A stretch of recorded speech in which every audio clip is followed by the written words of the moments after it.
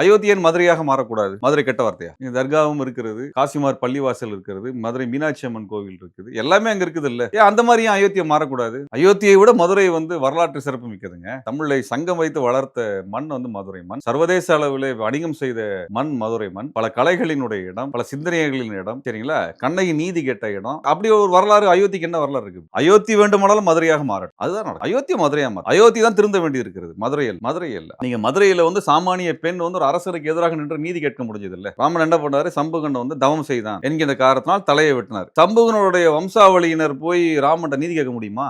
தவறு செய்யாத சம்புகன், தவம் செய்த சம்புகனை தலையை வெட்டிய ராமனிடத்திலே போய் சம்புகனுடைய வம்சாவளியினர் நீதி கேட்க முடியுமா? ஆனால் கண்ணகி நீதி கேட்டால் மதுரையில். சீதை போய் நீதி கேட்க முடியுமா? சீதை ராமனிடம் நீதி கேட்க வேண்டிய தேவை இருக்கிறது. லவாகுசா வைத்துக் கொண்டு காட்டிலே தனியாக வாழ வேண்டிய நிலையில காற்றுக்கு அனுப்பி வைக்கப்பட்டார். சீதை நீதி கேட்க முடியுமா? அயோத்தியில போய் கேட்க முடியாது. ஆனா கண்ணகி கேட்க முடியும். தவறு செய்து விட்டமே என்று மன்னன் உயிர் துறந்தான். மன்னரோடு அவருடைய துணைவியாரும் உயிர் துறந்த அந்த நீதியை காத்த மண் மதுரை. அதனால அயோத்தி தான் மதுரையா மாறணுமே ஒழிய மதுரை அயோத்தியா மாற வேண்டிய அவசியம் இல்லை. அந்த அளவுக்கு யோகியதை அயோத்தி கிடையாது. இலக்கியத்தால் ஒன்றுபட்டு உன்னை போன்ற